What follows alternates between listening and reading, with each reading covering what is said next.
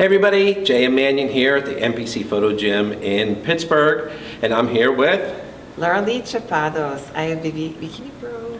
And she's doing her Road to the Arnold, your very first Arnold. Yes. What do you think of that?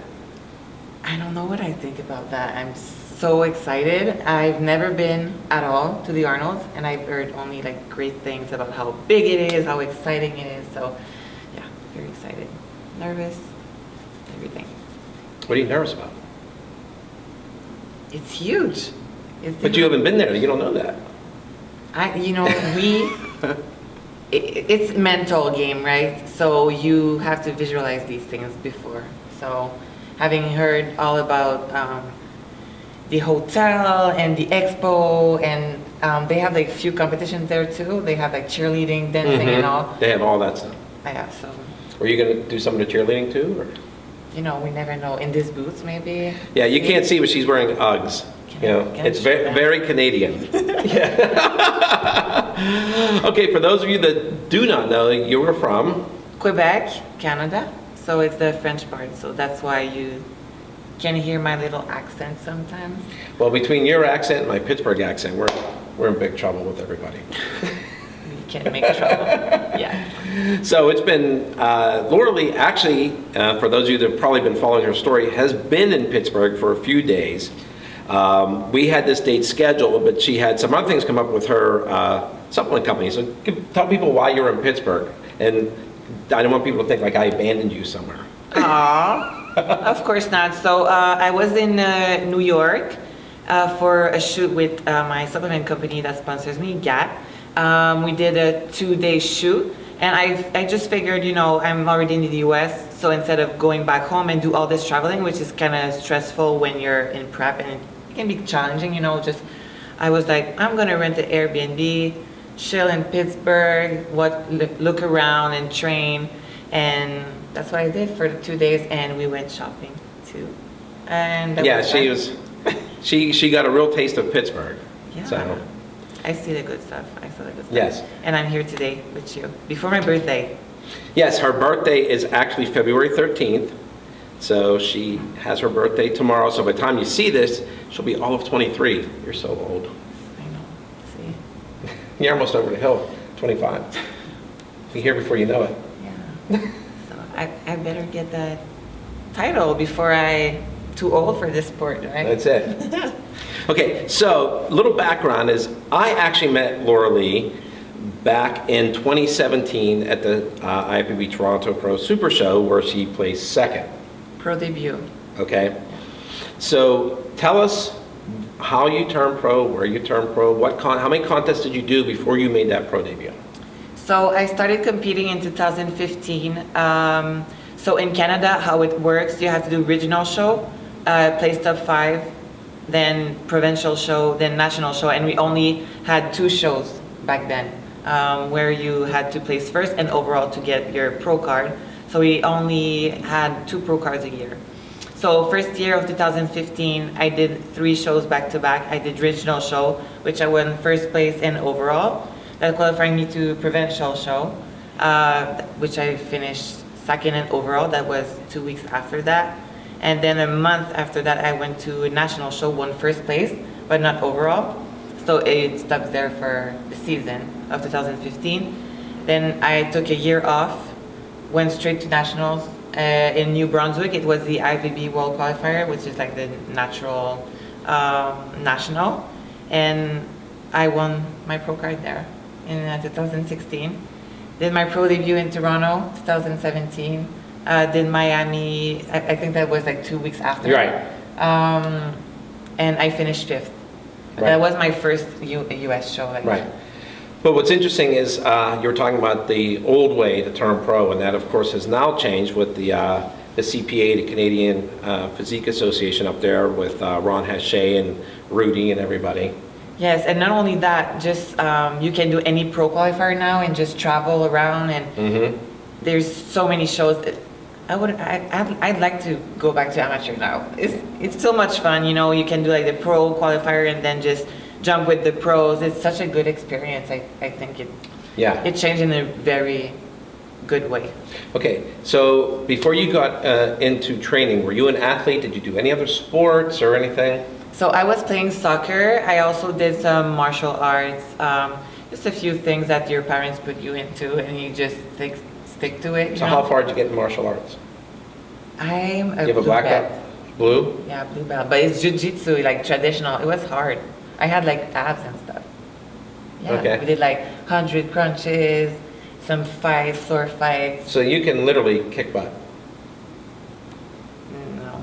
What? Jiu-jitsu, come on. It's been a long time, guys. What would it be like? It's I like they say, try. it's like riding a bike. You would get it back. Do you want me to get somebody to come out here and you can just see if you Please. can practice some moves? Please don't. No? I don't remember. See, So wait, how far is a blue- I think I can remember some stuff. How Like, far is a blue belt from a black belt? so you have blue belt, brown belt, and then black belt. So I was, So you were more than halfway there. yeah, I was. I did, yeah. And you can have only one belt a year, so I did that good too. So technically, if some other pro bikini competitor smarts off to you backstage, you just might instinctively do something and not even realize it. Yeah. See, that's why people don't hang around me. No. See, the girl has like its own bubble, just hanging around with that martial art look. Yeah, you just had that Bruce Lee look. See? Yeah. Yeah. You think? I don't know, I'm not backstage with you. So, but I did notice when I went back there wasn't a lot of people hanging around with you. They probably knew, you just had that, that vibe. That energy going on. Yeah. So what got you into weight training though? So my soccer team split up, and I was like, oh, I want to remain active. So I bought this membership to the gym, started training twice a day. Like, who does that? I don't know. Just on your own? On my own. Like, yeah, I was going in the morning before school, do like abs and cardio, and then go back for my weightlifting. And I watched like articles on the internet and just trying to read and educate myself on training. Oh, good. So, so let's jump forward a little bit. So after Toronto Pro, after Miami, you just kind of dropped off the radar. I mean, I told you whenever I saw you at last year's Toronto Pro Super Show, I didn't even know if you were going to be in the contest. Like, you kind of like, you like really went underground. I know. I kind of disappear, right? And even on... What were you doing in that time? Or is that like top secret? It's really not top secret. I mean, I kept on training. I think my pro debut was okay, but people don't understand that when you get pro, that's where the work starts, right? So if you see Toronto, I was in green with straight hair. Then I go back to Toronto next year, I work on my whole entire look. So more glamorous hair, even the tan, I get like my, the color that was right for me, and my new suit, my purple suit that I will, that's my color now. Yeah. So come back, you win Toronto Pro. How cool was that? Second time you did it. That was amazing. And I mean, Toronto always, it's a cool show for me because it's like the closest from my hometown. Mm-hmm. And it has been the first pro show that I saw in my entire life. I was there in 2015. Okay. Stephanie Mao was competing that year. And I loved her. Also, pro debut, and then I win the second year that I go. And I think I was a real pro in my second year, you know what I mean? Like I was ready for this. And second and then first. Yeah. Yeah, it was awesome. Awesome. I still get the chills. Yeah. Oh, cool. So then from there, you went to the Chicago Pro. You won that. Then you went to Tampa Pro. You won that. At that point, I mean, you were locked in with the points for the Olympia with 3 contests. And the reason I bring that up is they are higher tier contests for the point system, especially Toronto and Chicago were the same tier, and then Tampa was a higher tier because that was the last qualifier for the 2018 Olympia. So once you win Tampa Pro, what was going through your head? Olympia, all in. Were you excited? Can you believe it? What was? No, honestly, I didn't believe what everything had been going until the O. Like after the O, I was like, okay, I did this. I had 40 points, maximum point. To me, it was just perfect. And, at one point I was always in prep and going from show to shows and super focused. I didn't stop and just it didn't hit me. Mm-hmm. But after the O, I literally sat down and started crying because I was, you're so proud of yourself. And right. Sometimes you go and go and go and you just don't take the time to stop and just say, hey, you did this. Yeah. So. Now, as a cliche, after she won Tampa and we did a photo shoot with her, Dara Diaz, and Jennifer Dory, where'd you go? Where did I go? Disney World. You know how they always say, I'm going to Disneyland or Disney World? See? Yeah. So we did the shoot, a full day of shoot, and we took a bus. I was with my bestie was there. So I took a bus and I literally go to Disney World. That's why it's fun traveling, right? So yeah. You just take 2 more days post-show where you can eat and just enjoy yourself. And I went to Disney World. So what were your personal expectations going into the Olympia?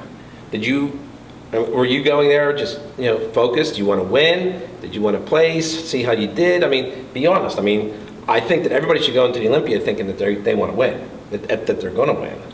Yeah, to any show, that's the mentality you want to have. But it's the O, you know what I mean? I didn't put pressure on myself, but I did. Because you were a rookie? Because I was a rookie, because I was pretty, I was unknown, still doing my proofs, still getting my feet wet, Mm-hmm. Trying to see what works for me, what doesn't. And I didn't put pressure on myself, but of course I was training like I was going to win. That's how you should train. That's why. Right. That's how you should diet. That's how, as you said, you go to a show with the idea to win. So when they make the first call out for comparisons and you're brought out there, Mm-hmm. what's going through your mind? I'm like, okay, this is it. I can do this. But when they put me in Angelica, At the end? yeah, that was nerve-wracking. Was it surreal? It was, totally. And it was the first time I was competing against Angelica. So yeah, I was shaking. I hope anyone saw that. But yeah, it was nerve-wracking and just surreal, absolutely.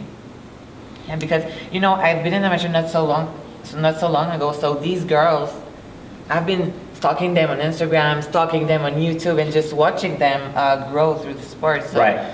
It's basically my idols, so Yeah. it's weird.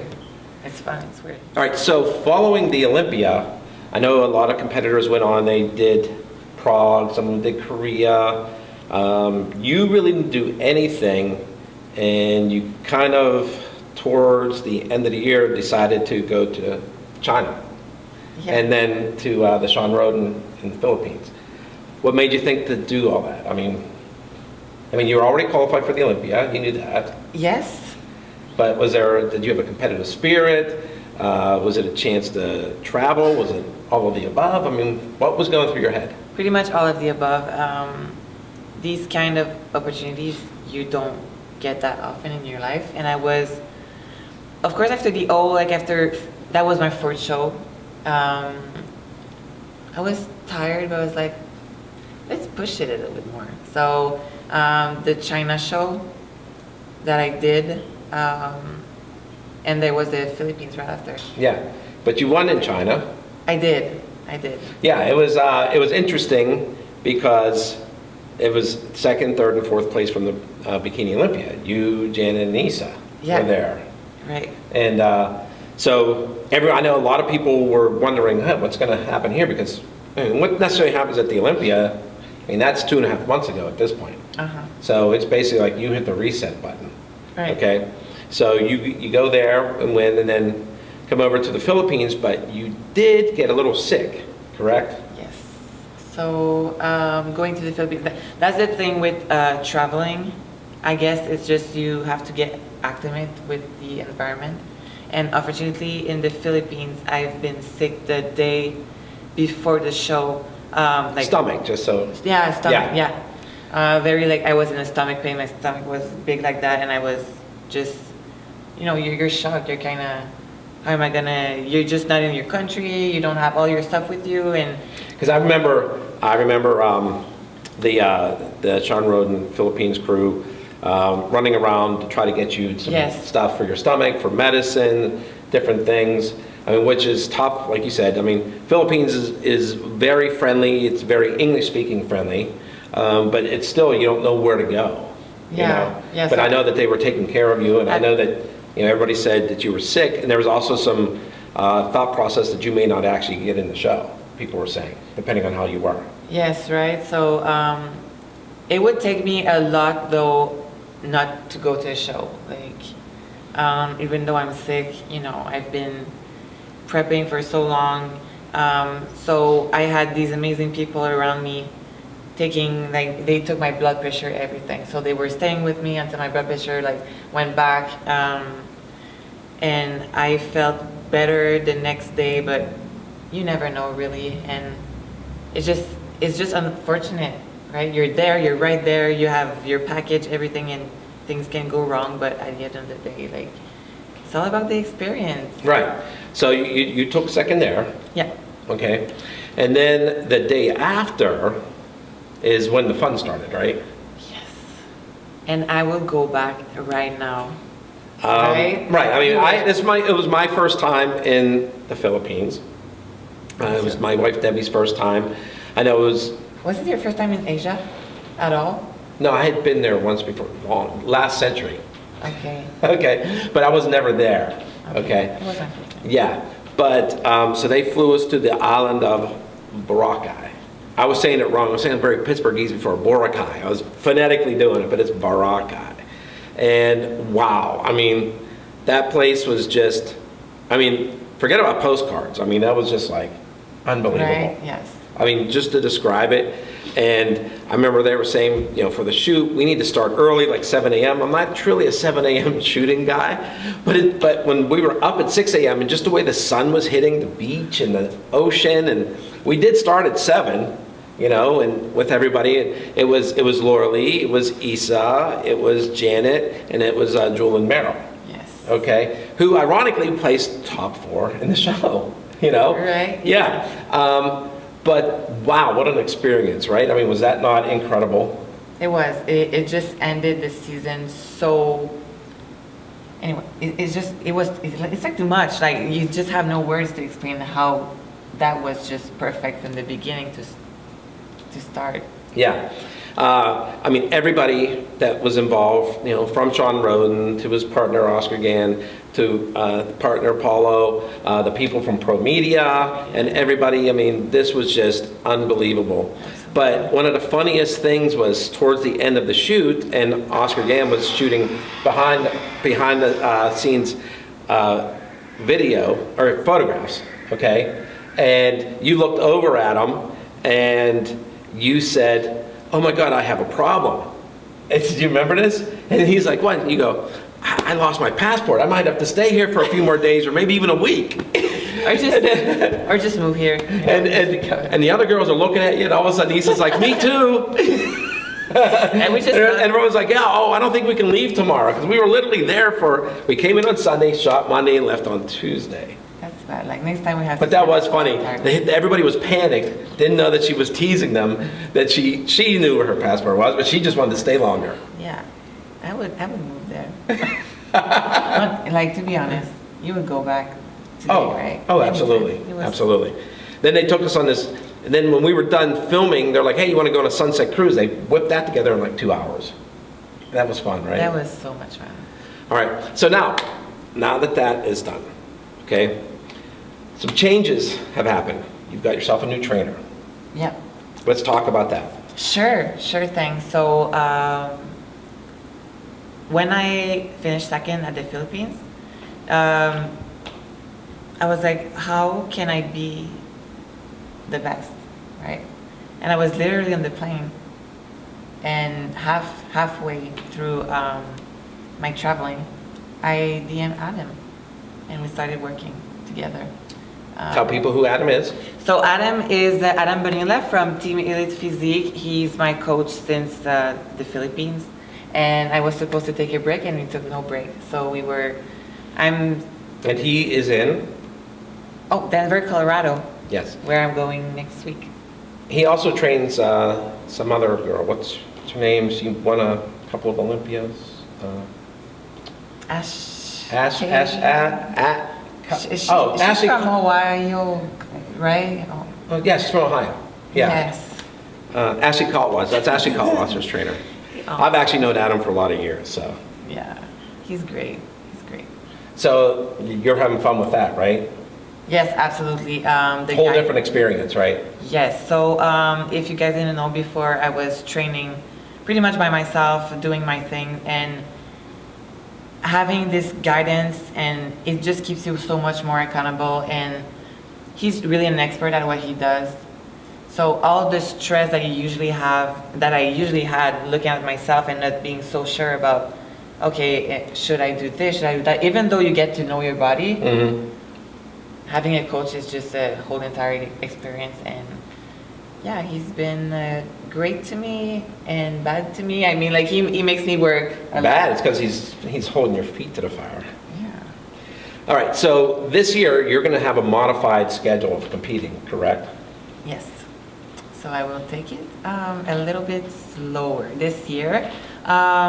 First show is the Arnold. That's in 18 days right now. Yeah. After that, I'm going to Arnold, Australia, and break. Till the Olympia. Yes, to get ready for the O.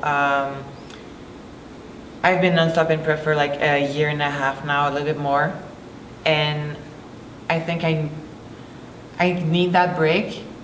It kind of makes me sad though that I can't go back to Toronto, Chicago, Tampa, because it's like it's a show that I really love to do, and to keep my title. I would have loved that. Right, but what's the bigger prize? See, yeah, I know. Well, that's a question. What's the bigger prize? That's being Miss Bikini Olympia, right? So Yeah. I have to stay focused, and I know that is gonna do me well. Right. So.